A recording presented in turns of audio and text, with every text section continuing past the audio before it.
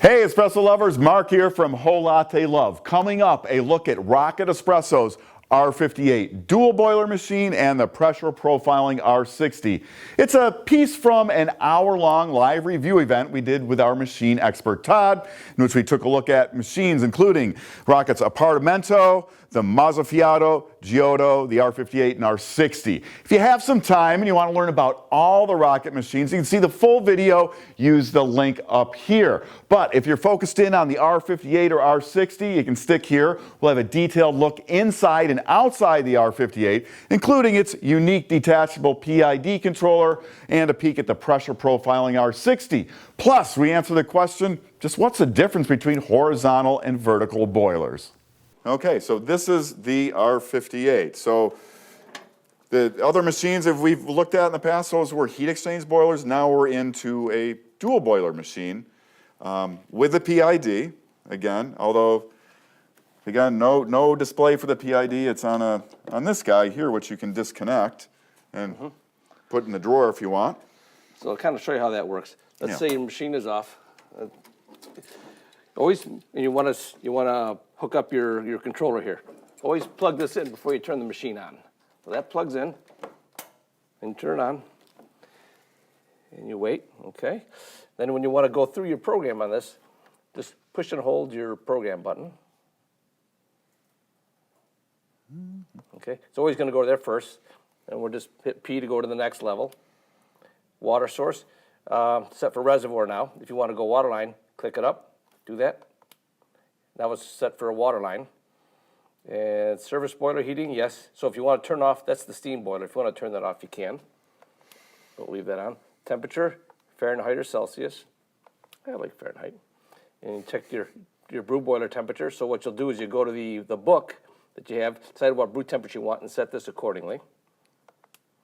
So again, that reports the actual temperature inside the brew boiler and not an offset. Correct. So you have to look that up to see what you want to get at the group. And your steam boiler, so you can change the temperature on that. So right now, where are we at steam pressure-wise? 1.3 or so. Let's just have fun with it. Oh, so you're going to jack it up. So if you look up here. Okay, that was a 1.3. Now look how fast it's going up on it for us. Right away, it's up to 1.5. And I probably want to bring it down a little bit. I'll bring it down to 255, and eventually it'll go back down. Okay, that's good. Let's come back to here. And that's that. So now that we're all good with that, I'll turn the machine off, pull this off, turn it back on. You may be able to leave the machine on when you pull this off, but I like turning it off. You don't like to connect and disconnect electronics when they're powered? Yeah. Yeah. It's a little safe. It might be sensitive stuff. You got to be careful. So so again, dual boiler machine, so you can brew and steam at the same time. Dual boiler machines typically have a little bit more temperature accuracy, right, than for brewing. For brewing? Yes, than they a do. heat exchanger? Definitely they do. Because that's a dedicated boiler. You're not dumping new water in there and changing things. And again, the E61, same E61 group. And you know what I always do with these ones when I first get them? I do that. I don't know why. It looks, what is it, Wall-E or something, one of those movies? I don't know. Keys are having fun. But I just like to have fun with the wands. I don't know. Again, the 2-hole, 1.5 millimeter steam tip, but it also comes with, this comes with the machine, a 2-hole, 1.2 millimeter steam tip, so you can switch that out. 1.5, 1.2. 1.2. What else? Oh, and we saw, so on the other, where's that? Can you hand me that other tamper? So this is, again, Rocket, all about the branding, right? So this is the tamper that comes with the R58. So many of the machines you buy, they come with that, if you've ever bought one, most of them come with that plastic tamper. I think, there's one factory in Italy that makes the plastic tampers that go with all the machines, but these come with nice tampers. So the R58 gets a tamper upgrade from this. Not that this is, this isn't bad either. But really, really nice, sharp-looking tamper. Tampers are fun. Nice Tampers to have are something fun. that looks good and feels good. Yeah. Again, it's got the same Rocket engine nozzle type feet on it. Got the no burn steam wand. No burn steam wand, and kind of a girthier valve, right? Oh, there you go. It's actually doing really well. Yeah? Yeah. Starting to get a little lukewarm. A little lukewarm? Yeah, it does well. Figured we'd test that live. Yeah. Let's see, what else? It's the reservoir in this is, again, this is a plumbable machine as well. And if you can, plumb the machine. You know, it's just, you're going to love it. Comes with a stainless steel line. Here's your water line that you hook up to. And it's going to be kind of hard to show you, but there's a little swivel in the back where this screws onto, right in the back. And then with this machine, has a switch to switch between water line and reservoir. You'd have to pull this out and get in there, but it's in the back of the machine. So it's like this here. That same switch, Reservoir, right? water line. And it'll just switch over a solenoid valve in the machine, switch between the two. And then like looking at some of the other machine top sets, I always look at the drip trays, right? One thing I do like that they've done here and on some of their other machines is they've added this piece here. So when you take a drip tray on and off, you're not sliding metal on metal, which is nice because it's some type of plastic. It has that cup for collecting from the drip tray. The drip trays are all pre-drilled, so if you're gonna put in a permanent drain line, you'd take this screw out. It would drain into the cup here and then out through the line, so you don't have to empty the drip tray on a regular basis. It's got the same gauges. This is a rotary pump machine, so but you know, like we talked about how some of the other machines you can identify rotary or vibration by the color of the gauges. That's not the case on the R58. They still have these gauges. Yeah. And you've got the drain line. This is your drain line they give you. So there's a hole back in here. You can probably see that hole right in there. Yeah. That leads back to a little stub that sticks out, insert fitting. This goes right out of that.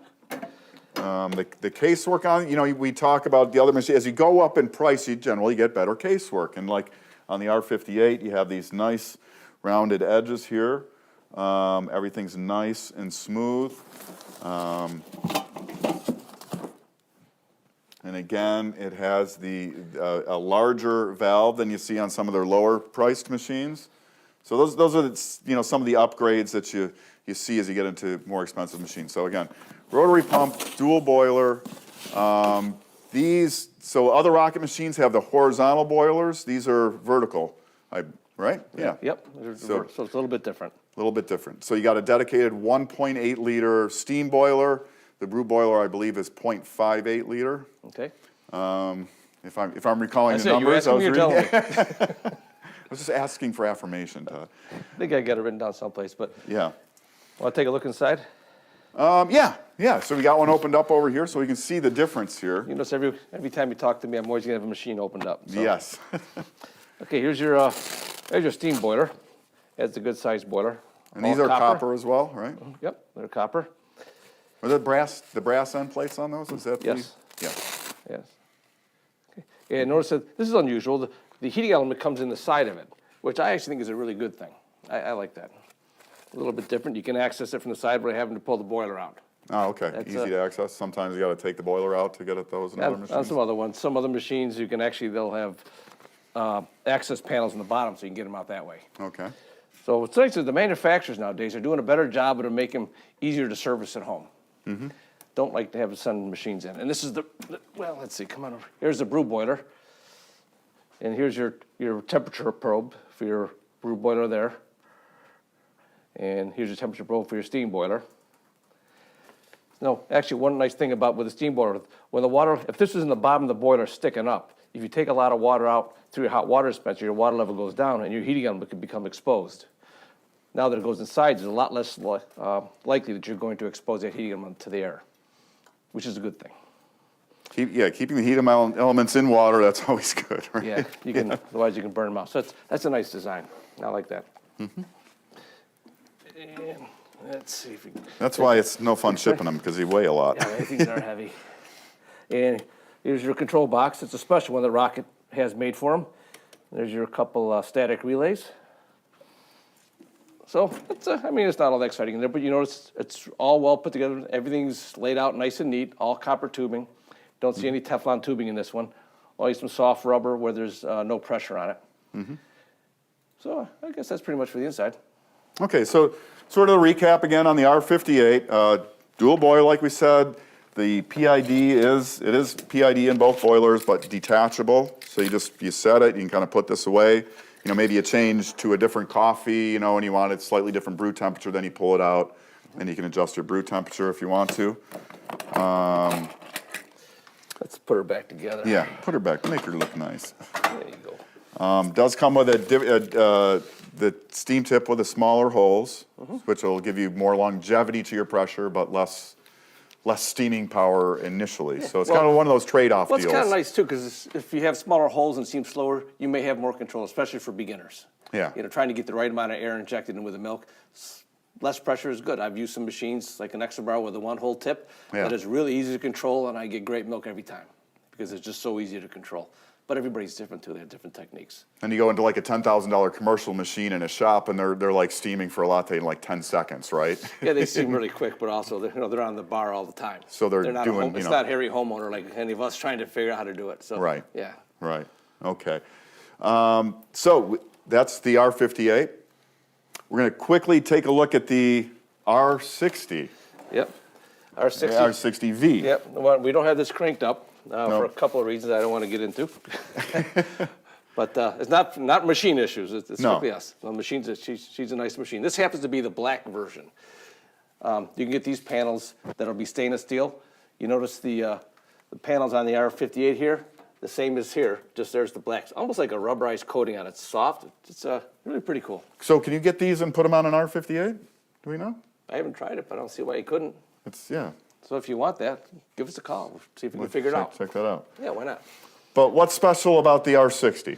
Okay, the difference between the R60 and the R58, the key difference is this has something they call a stepper motor in it, okay? It's got a rotary pump, but the stepper motor will control the brew pressure on it. You can adjust brew pressure profiling, they call it.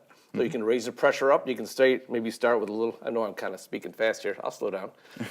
You can start with doing a little pre-infusion at a very low pressure for maybe 5 seconds, and then you can start ramping it up slowly to 9 bar. At the end, you can bring it down a little bit if you want to. You have control over that, and you can program that in. It's also Wi-Fi compatible. So if you get on your iPhone or whatever phone you got, you can control it right from there. So And that's why this machine is kind of like a whole video in and of itself, because it's really very detailed. We could spend an hour on that, right? We did one. Yeah, and we do have a video about It the explains it really well. Yes, but the idea behind pressure profiling is, you can do, just gradually build up pressure, then kind of tail it off, so you're not over extracting. That and there's so many variables within that. You could do a super long low pressure pre-infusion, then ramp it up for just a little bit, and then tail it off, and pull out all kinds of different qualities in your coffee. But you got to be pretty darn serious about stuff. There's a big debate I've heard about how much pressure profiling really makes a difference on it too. Yeah. So I can't say for sure, but some people like it. It's a great way if you want to be a hobbyist and really play with it, right? And do all that, get into it, taste it with one profile and then another. It's a great machine for you. Right. Okay. If you're not going to be doing that, you might want to just go with the R58, be really consistent, not have to worry about making too many variables. Just go up in there and make your coffee and call it a day. But you don't, if you have this, you can brew normally on it. You can brew standard pressure all the way through. Yeah. But essentially it's an R58 with that additional feature of being able to do the pressure profiling and control it with your phone. You can set all your profiles via the app on the phone and that kind of thing. We do have a video on that. We'll link to that. What are the major differences between a horizontal and vertical boiler? Well, I think you kind of you talked about how at least in the vertical boiler like you have in the R58, at least the heating element is buried below the surface of the water for most of the point. Yeah, that's one of the key things is that as you're taking hot water out of the boiler for hot water dispensing, which would be like if you're doing this here. Give us a little bit. I got to give you a demo. Sorry. Yeah. So you really understand. Not everybody's seen this in action. We should have showed this earlier. Yeah. So if you're taking hot water out, go like that. Okay. You hear the pump goes on to refill it. So let's take a look over here now. So in this machine, the heating element goes like this. So when the water goes down, this heating element will stay below the water. If this heating element was on the bottom, there's a good chance the heating element might become exposed. Now this, I know this is a vertical boiler, but with a horizontal element, so this is a little unusual. Something really nice that Rocket has done. So, but on the average, the horizontal boilers here have the heating elements to go horizontal. The vertical boilers have them to go vertical. And also, I'm sure somebody can dig into how this, all the thermodynamics of this, but it seems as if you can get a little better steam pressure coming out of the horizontal boilers. I've heard some people say it, but there's a debate on that. But either way, you're going to be good. Is there maybe just sometimes more open volume in here to contain a, you know, a certain amount of steam in there? Or I'd have to do some math to tell you that for sure. Yeah, okay, okay. I mean, I would think so, but you know, there's more surface area of the water exposed, but I'm not sure how much of a factor that really has. Okay. I hope that helps. Yeah. Want to learn more? Subscribe now so you'll know about the latest videos on everything coffee from Whole Latte Love.